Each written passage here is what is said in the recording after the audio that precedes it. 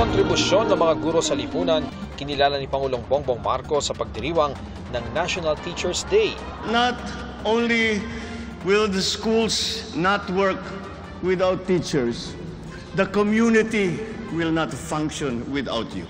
Sabi ng Pangulo, hindi lamang kanyang lolo at lola ang nagturo, kundi pati ang kanyang may bahay at maging ang kanyang inang si dating First Lady Imelda Marcos. Muling idiniin ng Pangulo ang programa niyang wala ng guro ang magre-retiro na Teacher One. Sumama rin ang Pangulo sa pamimigay ng tulong ng programang Love for All ni First Lady Liza Araneta Marcos. Sa ilalim ng programa, nakapaghahatid ng libreng laboratorio, konsulta at gamot sa mga nangangailangan. Landing at take-off fee ng mga eroplano mahigit triple ang itinaas.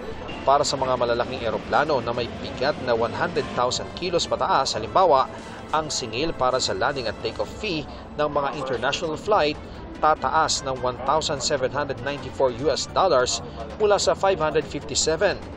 Sa domestic, mula sa higit 10,000, sisipa ito sa higit 30,000. Bahagi ito ng Administrative Order 1 Series of 2024 o amended MIAA fee regulations na naka-attach sa concession agreement ng San Miguel Corporation na inoprubahan ng gabinete noon lamang September 4.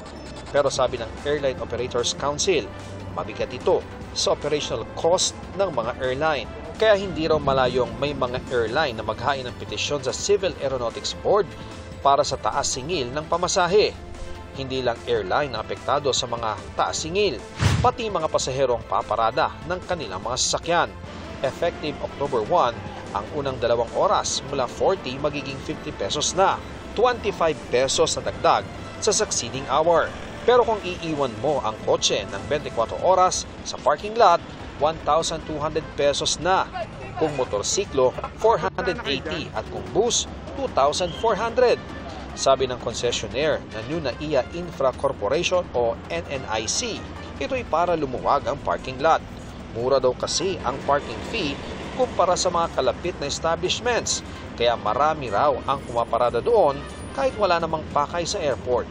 Para sa GMA Integrated News, Ian Cruz ang inyong saksi. Mga kapuso, sama-sama tayong maging saksi. Mag-subscribe sa GMA Integrated News sa YouTube at para sa mga kapuso abroad, samahan niyo kami sa GMA Pinoy TV at sa www.gmanews.tv.